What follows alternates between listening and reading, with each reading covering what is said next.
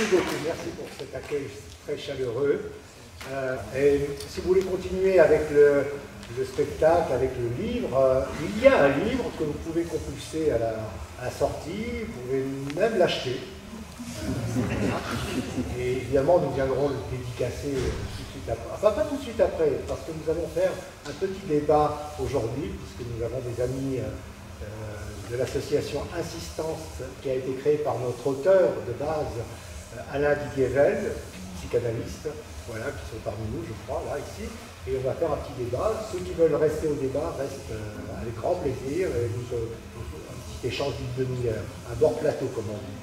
Simplement vous dire que cette dame qui est là, c'est Louise Doutreline, qui joue aussi le rôle de la baronne, et qui donc a écrit cette adaptation du texte d'Alain Didier-Velde, puisque à la base, la pièce d'Alain Didier-Velde fait 3h30, elle est assez longue, et donc on a fait une adaptation un peu concentrée. Voilà. Alors, merci.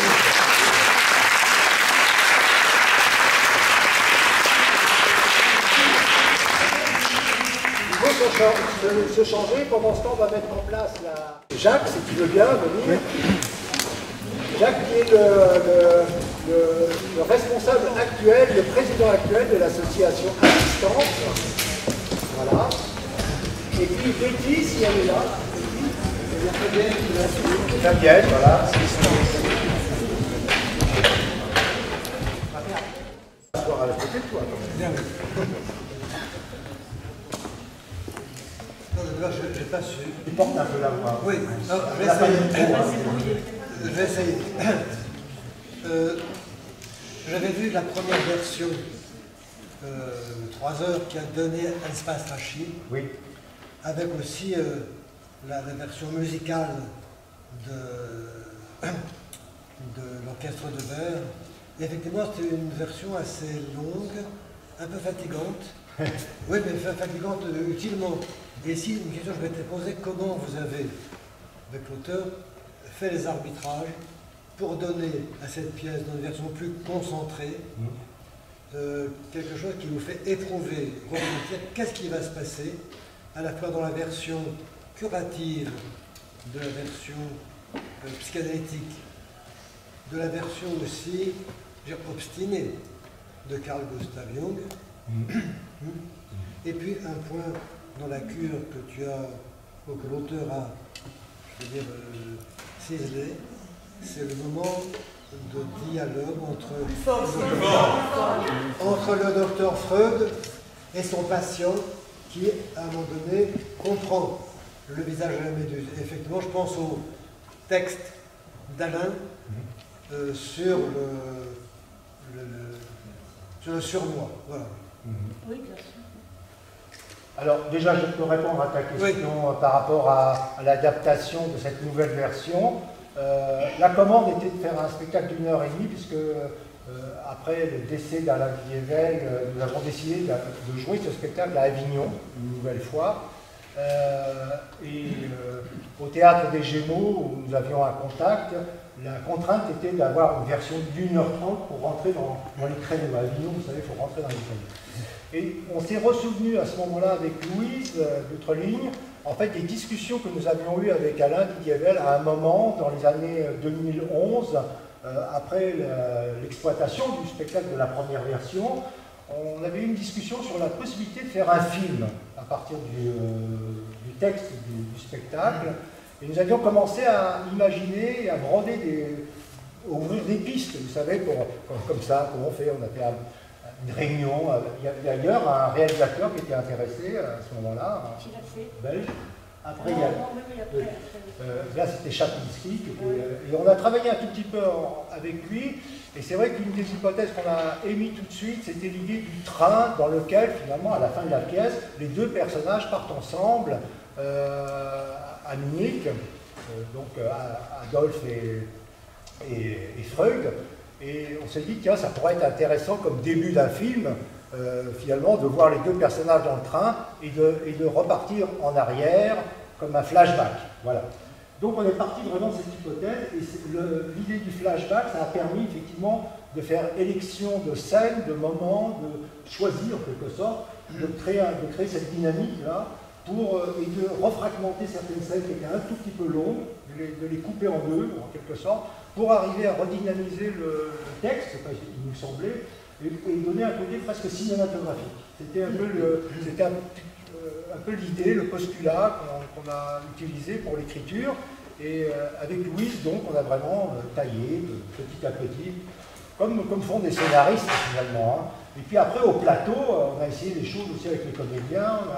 On a vu qu'il y avait des possibilités d'enchaînement, voilà, aussi sur les personnages qui pouvaient être multiples. Donc un comédien pouvant jouer plusieurs personnages, parce que vous savez, au théâtre, il y a une économie aussi de ça.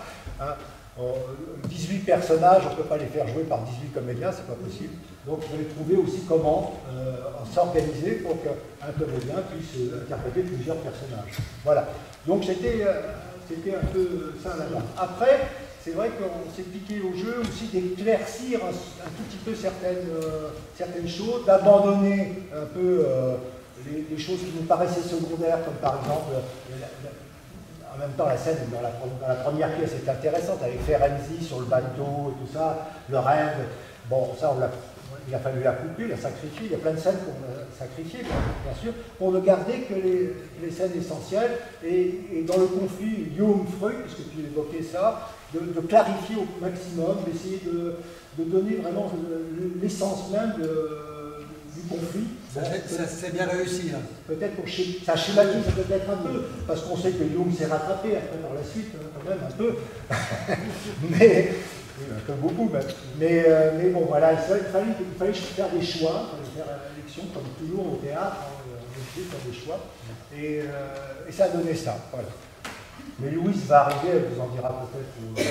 Même scéniquement, je trouve que ça a gagné en jeu sur la version pupitre, parce que c'était le choix déjà il y a 20 ans, 15 ans.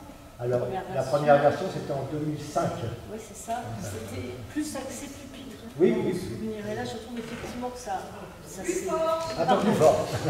Le dispositif de Jean-Luc Paliès et le côté pupitre. La version pupitre est dans la première version qui est effectivement beaucoup plus longue et complexe. La version d'Olivier Veil c'est extrêmement riche, c'est de la séance, c'est tout un travail d'historien aussi, politique, de comprendre la montée du nazisme à ce moment-là à Vienne.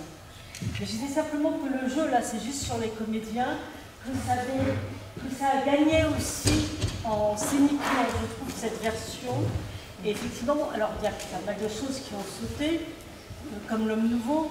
Oui. J'aurais peut-être voulu, moi, m'entendre un peu plus sur l'homme nouveau, mais on ne peut pas tout garder, effectivement. Mais ça, je trouve que ça fait sens que ça éclaircit, effectivement. Oui. Je voulais te dire que c'est le meilleur spectacle que j'ai vu les dernières années. Bon, et qu'il faudrait peut-être que tu racontes un peu au public ce que c'est que la version pupitre.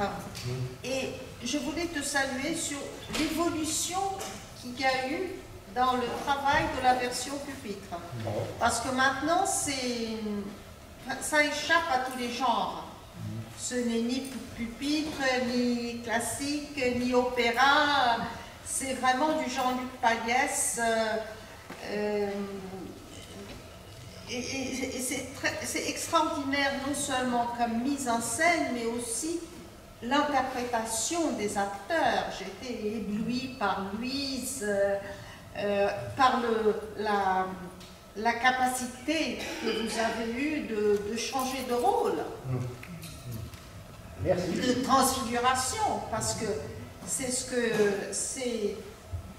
qui nous permettra de survivre, c'est la transfiguration, c'est la réinvention dont vous avez été capable à la suite d'une très longue résistance.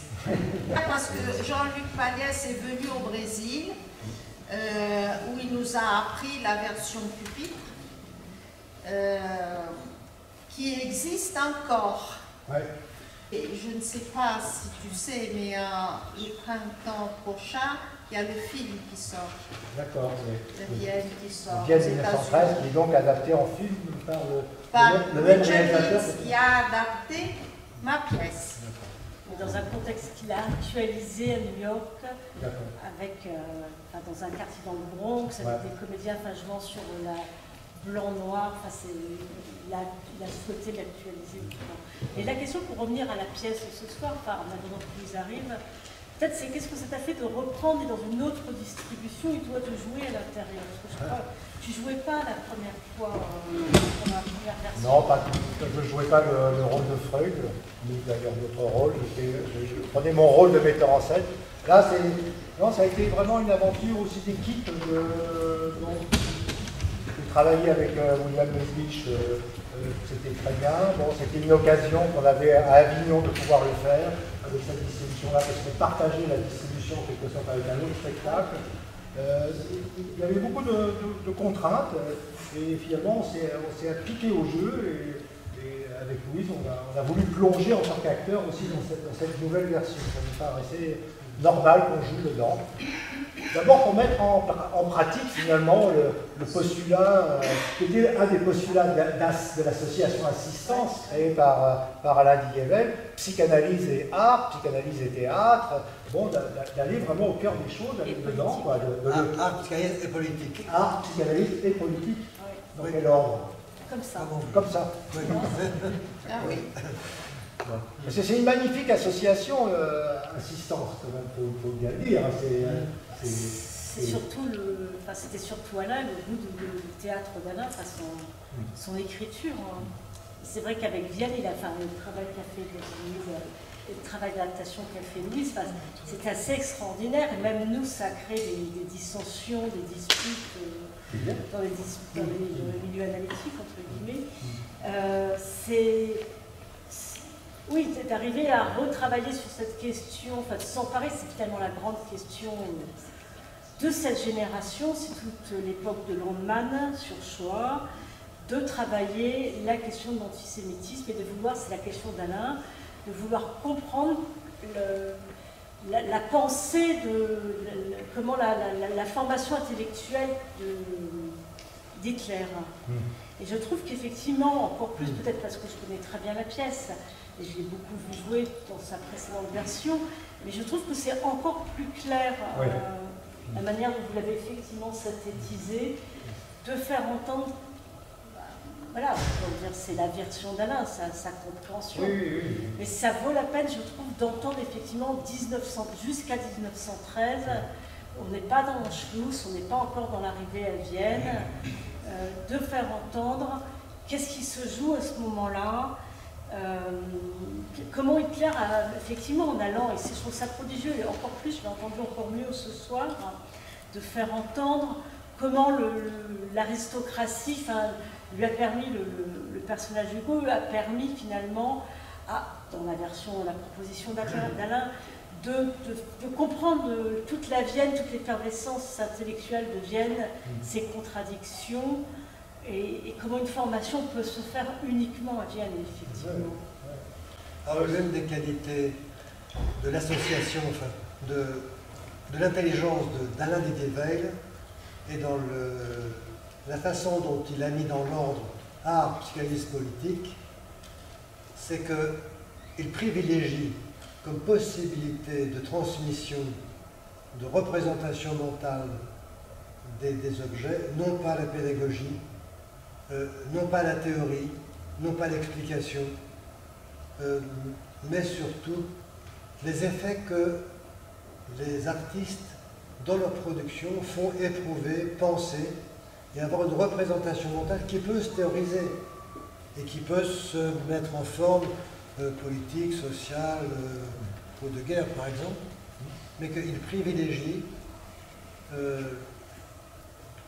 les artistes et les œuvres artistiques comme étant les meilleurs moyens de faire advenir de la pensée. Et on a une gratitude à avoir à la fois pour les auteurs, les interprètes et ceux qui ont le courage de mettre en scène ce qui en scène fera écho. Et ce qui est assez bien rendu dans différents moments de la pièce, non pas de façon pédagogique pour qu'on puisse aimer la psychanalyse, mais on la voit à l'œuvre. Tout à fait. Non, ça c'est de la grande qualité de l'écriture d'Alain, et de ce qu'il cherchait, de ce qu'il nous a transmis aussi, d'une certaine manière.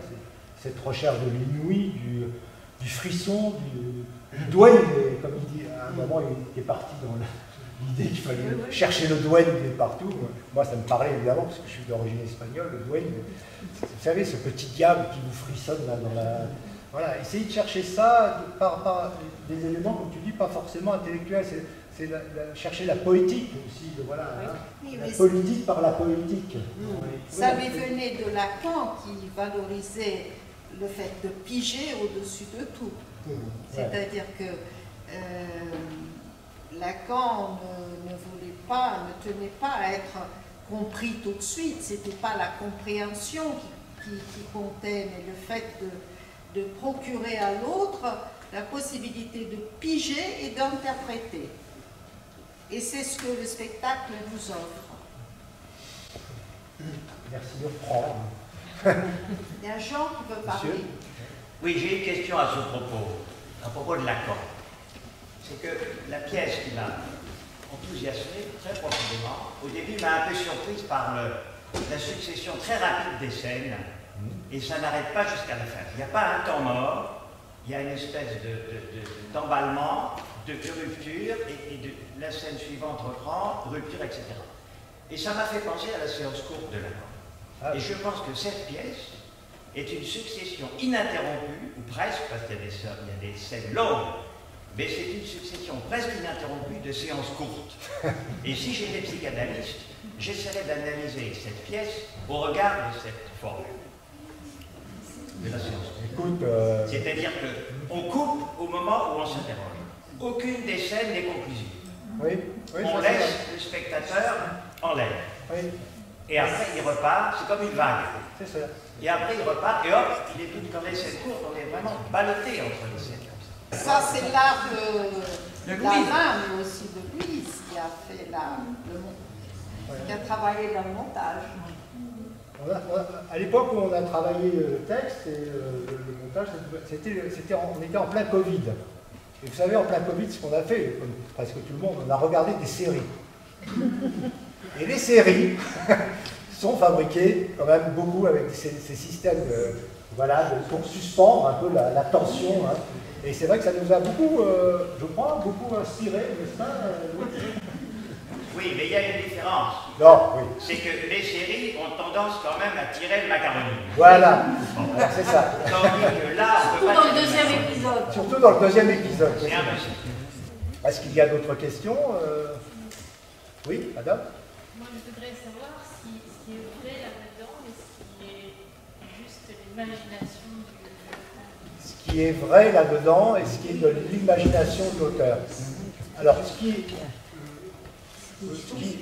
peut-être Louise, tu peux dire? Ce qui est historique, c'est que Hitler était vraiment à Vienne. Il a vraiment été refusé par 2 fois à l'Académie. Il a vécu un moment dans la rue et qu'il a été après dans des foyers et qu'il a rencontré. Anish aussi, c'est un personnage qui existe en vrai dans la vie d'Hitler. Bien sûr, ce qui est inventé par Alain Didier, c'est les von Kleist. Mais par contre, ce qui est vrai quand même s'il invente Madame von Kleist, Monsieur von Kleist le porc et leur fils, malgré tout, ce qui est vrai, c'est que la bourgeoisie viennoise, aristocratique, existait aussi. Maintenant qu'ils se soient rencontrés, etc., ça c'est l'imagination de l'auteur que je trouve vraiment magnifique, parce que effectivement, comme Hitler voulait absolument devenir peintre, et certainement, bien sûr qu'il a fréquenté la sécession, certainement, et puis sa haine après de l'art dégénéré, etc., c'est parce que on est allé voir, nous, ces peintures, on les a trouvées, les peintures dessins d'Hitler, c'est raide, hein. C'est comme dit la baronne, j'aime votre peinture, elle est franche. Voilà, elle dit ça avec beaucoup de trucs photos, mais voilà, c'est l'anti-Klimt, quoi, vraiment. Donc voilà, il y a toute cette... Parce qu'il faut savoir qu'à Vienne, j'ai découvert aussi que Mussolini y était, Tito, au même moment, Staline, mais tout le monde était à Vienne, quoi. tout le monde était à Vienne, c'était vraiment l'endroit. Alors, par contre, historiquement, normalement, Freud ne fréquentait pas le même café que Adolphe. Ils avaient des cafés différents, d'après ce qu'on sait de l'histoire. Maintenant, personne n'était là pour témoigner qu'ils ne se sont pas rencontrés dans un café, on ne sait pas. Mais il n'y a rien qui prouve qu'ils se soient rencontrés. Par exemple, la scène aussi, je trouve très humoristique, de l'achat, enfin, de l'achat par Freud éventuel du tableau, ça c'est une invention d'Alain Duhamel, mais c'est magnifique. Je veux dire, le refus après du Freud avec l'humour en disant bon non. Il y a l'humour juif qui est là. Oui, oui. Ce qui est vrai, c'est le conflit entre Jung et Freud. Ça, oui, ça c'est vrai. Bien sûr, le bateau, la baby, le rêve que raconte Jung, et ça, tout ça, c'est historique. Parce qu'au départ, Hitler n'était pas aussi antisémite que ça, alors, si j'ai bien compris. D'ailleurs, il était social aussi. Moi, j'ai toujours imaginé que Hitler... Non, mais c'est ça qui est intéressant dans la pièce. C'est un jeune homme banal au départ. Et puis c'est un jeune homme hyper... Évidemment, il a quand même une âme d'artiste, même si ses tableaux sont merdiques, mais bon, il a quand même ce côté artistique et c'est une éponge aussi. C'est un jeune avec une éponge, avec, je pense, beaucoup de souffrance intérieure. Et il bute sur ce refus à l'académie, c'est quelque chose d'un traumatisme qui peut s'expliquer, voilà. Et aussi, il est social, ça c'est véridique aussi, parce qu'Alain m'a toujours dit qu'il s'était beaucoup inspiré de Mein Kampf, en fait, puisqu'il ne voulait pas faire la psychanalyse d'Hitler, mais il s'est inspiré de Mein Kampf pour dire les choses que Adolf Hitler a écrit dans Mein Kampf et qui sont, en tout cas, c'est ce qu'il dit de lui-même. Bon, après, des fois, on parle de soi, on ne sait pas si on ment, mais on ne sait pas. Monsieur Je crois que c'est la psychanalyste Alice Miller qui avait écrit C'est pour ton bien, où elle relate l'enfance présumée d'Adolf Hitler. Elle y mentionnait qu'il était battu par son père. Je me suis demandé à un moment donné dans la pièce, est-ce qu'on le mentionne, est-ce qu'on ne le mentionne pas, si on ne le mentionne pas, pourquoi voilà, je me suis juste demandé, est-ce que ça était trop? On l'évoque à un moment. C'est mentionné dans la pièce. Oui. C'est moi qui ai mal entendu. Oui. Alors, à un moment donné, alors peut-être que ça passe comme un éclair, mais on le dit dans la pièce, quand il dit « j'aurais pas voulu ressembler à mon père et recevoir ma fessée tous les jours », voilà, et il tape sur son livre, parce qu'il a été battu par son père. Donc non seulement on l'évoque, mais on le joue, il le joue. Et donc c'était vraiment vrai, ce que disait Alice Miller, c'était vrai, et c'est ça. Et je voulais juste revenir en arrière sur l'antisémitisme, la question de l'antisémitisme que vous posez pour... Pardon, excusez-moi. Oui, je voulais juste revenir rapidement sur la question de monsieur précédemment sur l'antisémitisme d'Hitler. J'ai le sentiment, parce que l'antisémitisme entre les deux guerres tel qu'il existait en Allemagne, en Autriche, ça n'avait pas tout à fait les mêmes couleurs, effectivement, que la manière dont c'est repris par Hitler. Hitler en avait presque un système philosophique à sa façon, entre triple guillemets.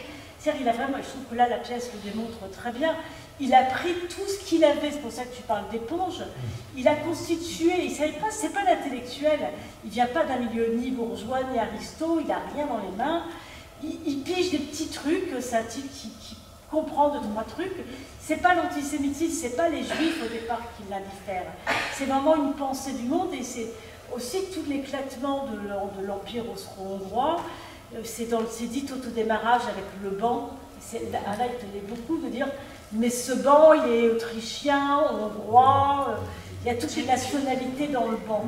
Faire entendre cet état, d'ailleurs je vous renvoie pour ceux que ça intéresse, je ne sais pas si c'est encore actuel, mais il y avait sur Arte dernièrement la montée le retour d'Hitler et le début justement du nazisme en Autriche, trouvé en docu sur Arte. Ça en dit quelque chose, il faut vraiment entendre cette mentalité. Hitler, comme milieu de tout ça, il ne sait pas, mais ce n'est pas l'antisémitisme, ce n'est pas les juifs en premier lieu. C'est après la race aryenne, les juifs, le sémite. Qu'est-ce que c'est que le sémite, la question du christianisme, qu'est-ce que c'est que Dieu, c'est toute cette question qui va le hanter, le travailler. Et de la nature. Quand il s'agit du sang et de manger des animaux, le sang... C'est pas le sang impur de terre révolutionnaire. C'est le sol. Voilà. Il était un peu vegan. semble-t-il. Vegan, oui, mais pas pour ne pas tuer les animaux, parce que c'est le sang, effectivement. C'est vraiment ce que dit Jacques, c'est la pureté du sang. Le sol, c'est vraiment, et en ça, c'est vraiment, il veut s'opposer à, en tout cas, son imaginaire de ce que c'est que pourrait être le monde juif, enfin, le monde sémite. Alors ça, c'est le sujet de la pièce. Alain Digavel est un grand auteur de théâtre. Hein. On le sait assez peu. Il a écrit aussi beaucoup de livres théoriques sur la psychanalyse. C'est un grand psychanalyste, c'était un grand. Mais un grand auteur de théâtre qui mériterait d'être relu en tant qu'auteur de théâtre. Vraiment, il a écrit de très belles pièces. Le thé chez les Penkerlery, Jimmy, la dernière nuit, le banc. Il y a une pièce qui s'appelle Le Banc. Il y a toujours, toujours le banc. Il y a toujours un banc. Est-ce que ça a été ton idée d'utiliser le banc pour Hitler et pour le jeune analysant? Oui. C'est toi qui as... C'est-à-dire que le banc est utilisé comme tu utilisais le pupitre. Le banc comme un divan. Oui. Pas seulement. Pas seulement. Oui, mais aussi comme l'endroit où Hitler dormait. C'est-à-dire que toutes ces fonctions que le pupitre peut avoir. Ah oui. Le banc est un nouveau pupitre. Ouais. Et c'est le joli canapé de la baronne. Oui. Après, c'est-à-dire que par rapport à ce que disait Becky tout à l'heure, dans mon travail, dans notre travail, parce que c'est aussi un travail collectif, bien sûr, l'idée c'est aussi une économie des moyens, essayer de trouver les métaphores, essayer de trouver le signe suffisant qui va guider l'imaginaire du spectateur, d'où l'utilisation aussi des didascales, des didascalies, qui deviennent les chanteuses, qui sont les narratrices, qui nous indiquent les lieux de manière claire et nette. Il n'y a pas besoin donc de... Voilà. Et puis un gros travail sur les lumières, sur l'esthétique, la présence de la musique en permanence aussi, le travail formidable de Catherine Brisset, qui est une grande cristalliste, c'est quelqu'un vraiment qui fait un gros travail sur et qui nous fait toute cette ambiance sonore. Pour nous, c'est capital, c'est vraiment notre décor sonore. Voilà, donc c'est vrai qu'on cherche toujours à trouver le minimum de moyens pour le maximum de force théâtrale. Voilà. C'est Shakespeare. Ah oui. Quand est-ce que ça rentre dans le répertoire de la comédie? Elle aurait bien besoin. Peut-être. Je vais avoir les chevilles qui enflent. La question que je pourrais te poser à toi pour ce genre d'exercice, c'est ce que quand tu l'as monté il y a 15 ans, les questions étaient différentes parce que le monde a changé, nos questions sur sur certaines extrêmes droites ou extrêmes gauches ne sont pas tout à fait les mêmes. Oui, c'est vrai. Est-ce que la montée des questions sur le fascisme... Je trouve que c'est presque plus prégnant et plus actuel aujourd'hui qu'il y a 17 ans. Où à 17 ans, on regardait ça, moi je regardais ça à l'époque un peu plus de manière historique.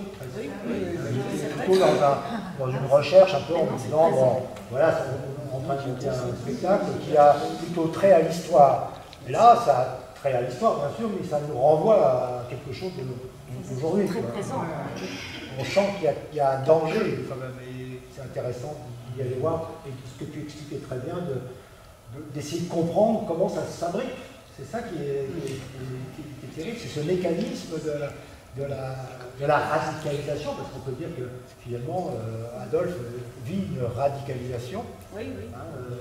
Comment ça se fabrique, ça a l'air, c'est petit pas par petit pas, voilà. Et ça appelle vraiment de notre part, je pense, une très grande vigilance, parce que c'est en train peut-être de se produire des petits Adolphes, il y en a. Où ils sont où exactement? Pas sur les mêmes formes. Non, pas les mêmes formes, bien sûr. Parce que le monde n'est pas le même, on n'est pas pris sur... c'est pas les mêmes questions qui sont en jeu actuellement. Mais c'est vrai qu'il y a des dissensions, il y a en tous les cas, il y a des... Là, c'est l'humain qui ne change pas, mais il y a les dérives, les passions de l'humain. Tout le monde se traite de fascisme toutes les 5 minutes, d'un camp à l'autre, les antifas qui sont contre... Là, on est sur, au contraire, des montées de minorités et des revendications qui sont justes également, mais qui prennent parfois des formes virulentes. un universalisme qui est battu en brèche. On est dans une autre configuration et ce n'est pas les mêmes questions. La question du sexuel, finalement, qui arrive encore autrement, qui est centrale, et je peux bien entendre dans ton personnage aussi, Louise, et Hugo, enfin ce que fait William, toute cette question qui embrase la psychanalyse et qui est réquestionnée actuellement. Donc effectivement, si on devait, ça vaudrait la peine qu'il y ait un auteur. Il y en a certainement qui vont travailler de cette façon-là avec ce qui se passe actuellement, mais qui prend d'autres formes, qui touche aussi peut-être à du fascisme. Alors pas un fascisme historique comme celui-là, parce qu'il n'y a rien pour l'instant qui est porteur d'un programme. Le fascisme, c'est comme quelque chose qui est là avec une proposition. Là, on n'a pas de proposition. C'est des limitations, on utilise les outils qui sont là pour essayer de proposer quelque chose de nouveau. Pas de nouveau, mais avec ce qu'il y a de fabriquer un peu autre chose. Ce qu'on a vécu au Brésil pendant le confinement était quelque chose de très proche d'un programme nazi. Il y a eu beaucoup plus de morts qu'on aurait eu à cause de l'opposition à la science, de la disqualification du vaccin. Bolsonaro a soutenu dès le début que ce n'était qu'un petit rhume. Et il y a eu cinq fois plus de morts qu'on aurait pu avoir, puisque les Brésiliens aiment beaucoup le vaccin. C'est motivation. Bolsonaro? Sa motivation. Il n'y avait pas de motivation. Sa motivation. Il ne croyait pas au vaccin. Je peux répondre? Oui. Je suis brésilien aussi, madame. Comment? Moi, je suis brésilien aussi. Ah.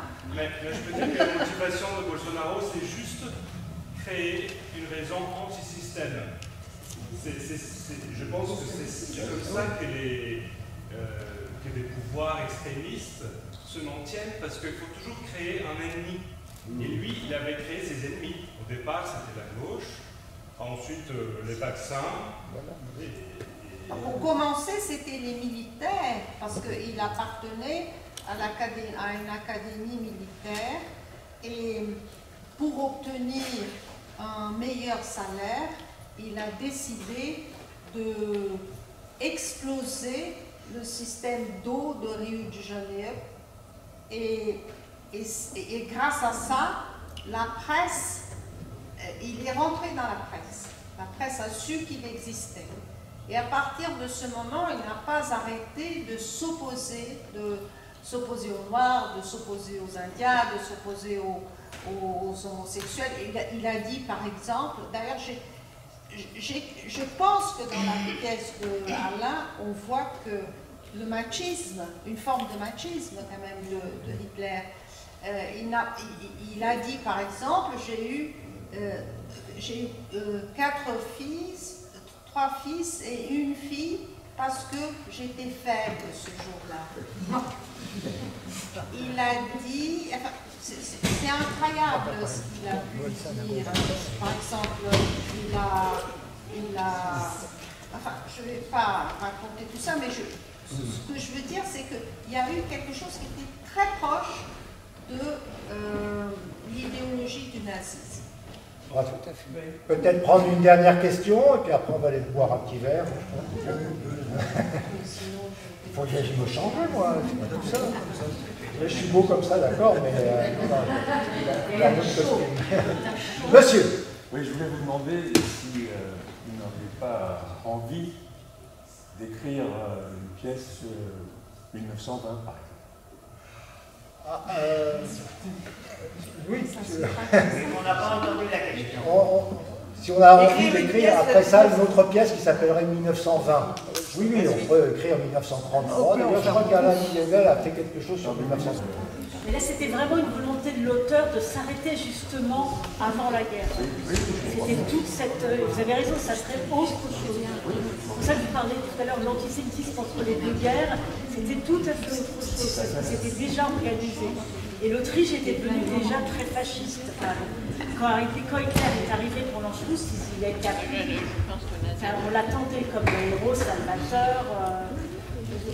Ces idées avaient eu le temps, 15 ans, 20 ans, de trouver leur publicité. Bah là, vous demandez à un auteur, vous pouvez faire une commande à un auteur contemporain, d'écrire sur ce sujet, et puis après on pourra la recevoir dans un comité de lecture, l'étudier, peut-être la mettre en lecture. Ça prend généralement 3, 4, 5 ans. Hein. C'est long. Merci de votre attention.